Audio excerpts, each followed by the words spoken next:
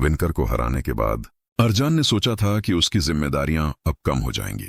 उसने कालमाया के मंत्र को एक प्राचीन ताबीज में सील कर दिया था, जिसे उसने एक गुप्त गुफा में छिपाया था। यह गुफा उसके गांव के पास एक घने जंगल में थी, जहां प्राचीन मंत्रों से उकेरी गई दीवारें ताबीज को किसी भी बाहरी शक्ति से सुरक्षित रखती थीं। गुफा के प्रवेश द्वार को केवल अर्जान और उसकी मां सर्विका ही जानते थे। सर्विका, जो अब बूढ़ी हो चुकी थी, ने अर्जान को हमेशा सावधान रहने की सलाह दी थी। कालमाया की शक्ति साधारण नहीं है बेटा, उसने कहा था। ये समय और अंतरिक्ष की सीमाओं को तोड़ सकती है, इसे कभी हल्के में मत लेना। लेकिन शांति ज्यादा समय तक नहीं टिकी। एक रात जब अर्जुन अपने गांव की पहाड़ियों पर ध्यान कर रहा था, उसे एक अजीब सी ऊर्जा का आभास हुआ। हवा में एक ठंडी सिहरन थी और चांद की रोशनी में एक नीली चमक फैल रही थी, जो असामान्य थी। उसने अपनी आंखें बंद कीं और अपनी जादुई संवेदनाओं को सक्रिय किया। तभी उसे एक प्राचीन, गंभीर आवाज सुनाई दी। अर्जान, कालमाया की शक्ति ने समय की दीवारों को हिला दिया है। ताबीज ने एक प्राचीन द्वार खोल दिया है, जो एक अन्य संसार की ओर जाता है। यदि इसे बंद नहीं किया गया, तो यह संसार और तुम्हारा संसार दोनों नष्ट हो जाएंगे। अर्जान का दिल तेजी से धड़कने लगा। वह तुरंत गुफा की ओर दौड़ा, जहां उसने ताबीज छिपाया था। लेकिन जब वह वहां पहुंचा, तो उसका डर सच साबित हुआ। ताबीज गायब था। गुफा की दीवारों पर उकेरे गए मंत्र अब मंद पड़ चुके थे और उनके स्थान पर एक चमकता हुआ प्रतीक हवा में तैर रहा था।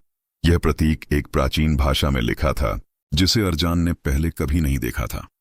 प्रतीक के चारों ओर हवा में छोटे छोटे कण नाच रहे थे, जैसे कि कोई जादुई ऊर्जा वहां सक्रिय हो।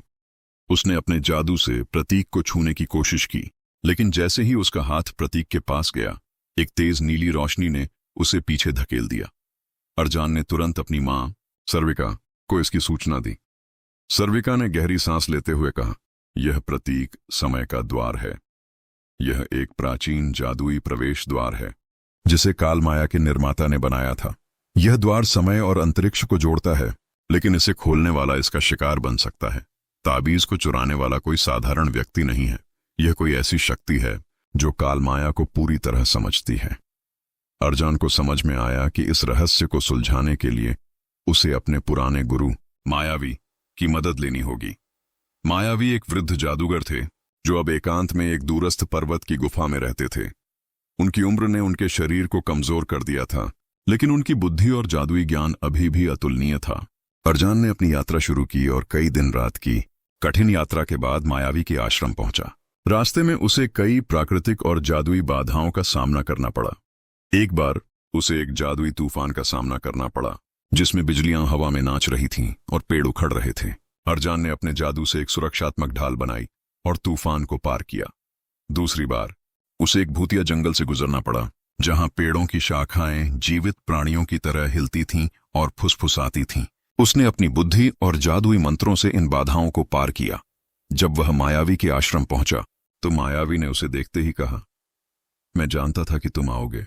अर्जान, कालमाया की शक्ति ने समय की धारा को अस्थिर कर दिया है। वह प्रतीक जो तुमने देखा, वह समय के द्वार का संकेत है। इसे बंद करने के लिए तुम्हें उस संसार में जाना होगा जहां कालमाया की शक्ति का जन्म हुआ था।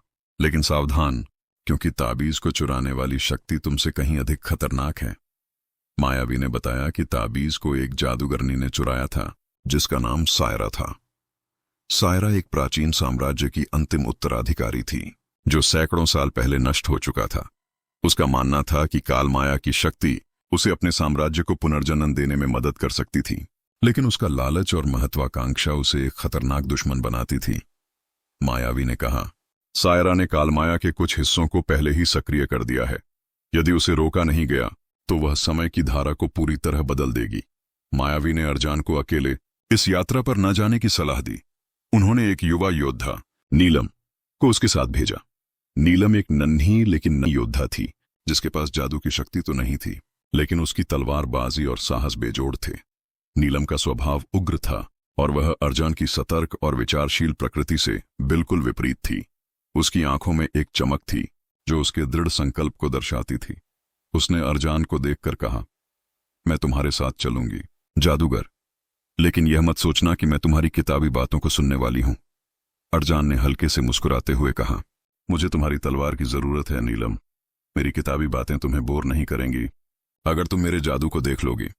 मायावी ने दोनों को एक प्राचीन नक्शा दिया जो समय के द्वार का स्थान दर्शाता था। नक्शा उन्हें एक घने जंगल, ऊंचे पहाड़ों और एक रहस्यमयी रेगिस्तान से होकर ले गया। मायावी ने चेतावनी दी, इस यात्रा में तुम्हें कई जादुई प्राणियों और समय के भंवरों का सामना करना पड़ेगा। अपनी बुद्धि और साहस को हमेशा साथ रखना। अर्जान और नीलम ने समय के द्वार तक पहुंचने के लिए एक लंबी और खतरनाक यात्रा शुरू की। उनकी यात्रा का पहला पड़ाव एक घना जंगल था, जहां पेड़ों की शाखाएं जीवित प्राणियों की तरह हिलती थीं। यहां उन्हें छाया राक्षसों का सामना करना पड़ा। ये राक्षस न तो पूरी तरह जीवित थे और न ही मृत। उनकी आंखें चमकती थीं और वे समय को धीमा या तेज कर सकते थे। अर्जान ने अपने जादू से एक सुरक्षात्मक ढाल बनाई जिसने राक्षसों की शक्ति को कमजोर किया। नीलम ने अपनी तलवार से राक्षसों पर हमला किया और उसकी तेजी ने उन्हें हैरान कर दिया।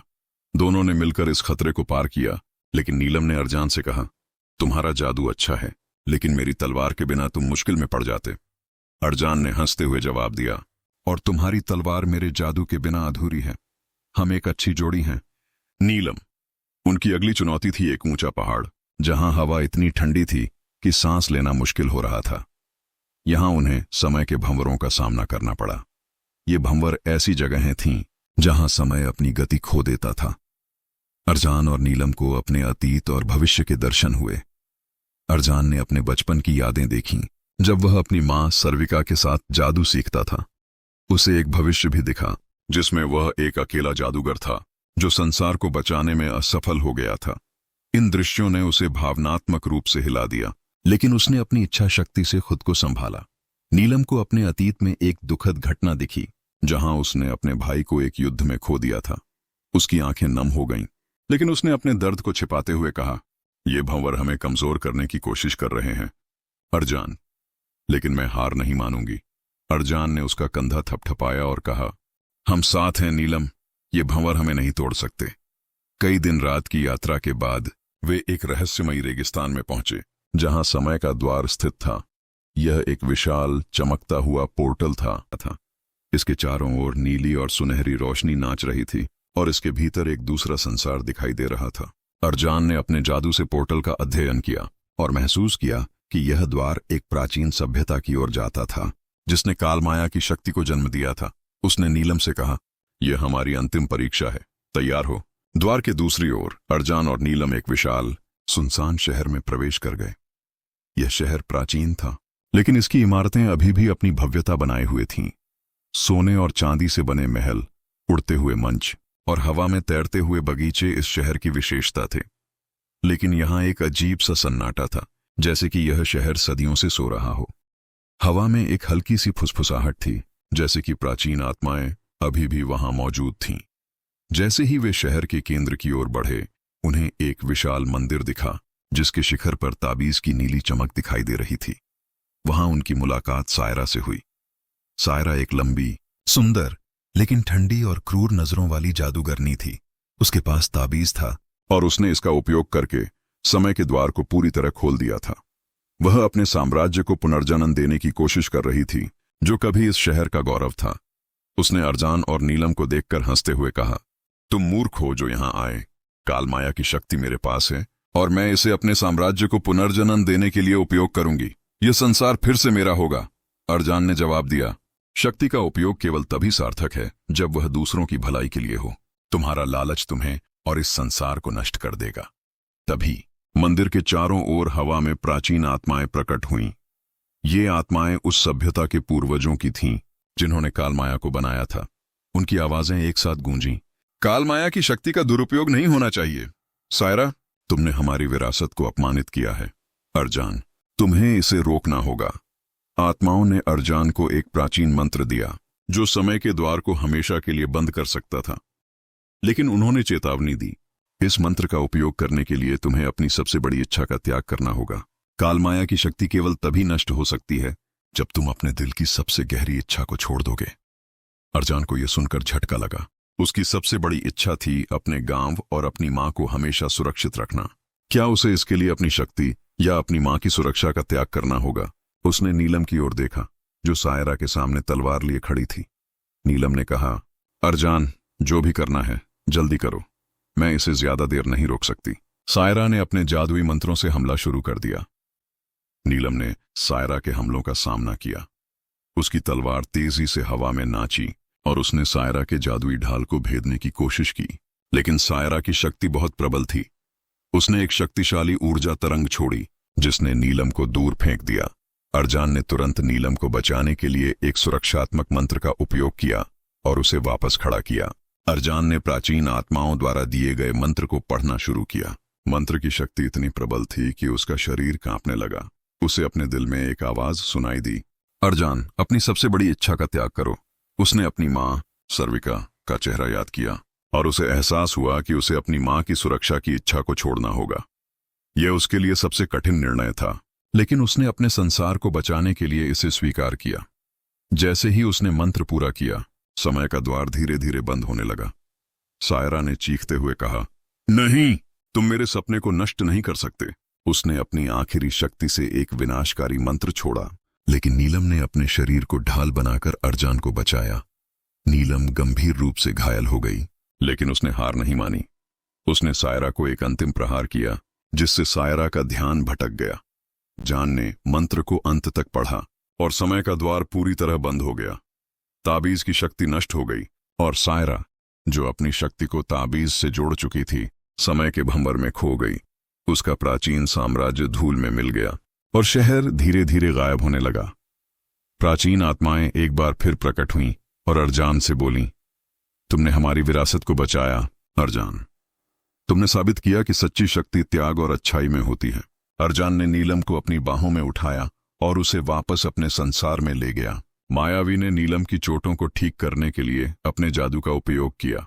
नीलम जल्द ही ठीक हो गई, लेकिन इस यात्रा ने उसे और अर्जान को बदल दिया था। अर्जान ने महसूस किया कि कालमाया जैसी शक्ति को कभी भी पूरी तरह नियंत्रित नहीं किया जा सकता। उसने अपने अनुभवों से सीखा कि सच्ची शक्ति बुद्धि, साहस और अच्छाई में होती है, न कि जादुई मंत्रों में। उसने अपने गांव में लौटकर अपनी मां सर्विका को सारी कहानी सुनाई। सर्विका ने गर्व से कहा, बेटा, तुमने न केवल अपने संसार को बचाया, बल्कि यह भी साबित किया कि सच्चा जादू दिल से आता है। अर्जान और नीलम ने अपनी यात्रा जारी रखी, लेकिन अब वे केवल जादू और रहस्यों की खोज में नहीं थे। वे उन लोगों की मदद करने के लिए निकले जिन्हें उनकी जरूरत थी। उनकी कहानियां गांव-गांव में फैलने लगीं। लोग उन्हें एक जादूगर और योद्धा की जोड़ी के रूप में जानने लगे, जो न केवल रहस्यों को सुलझाते थे, बल्कि लोगों को साहस और आशा की प्रेरणा भी देते थे।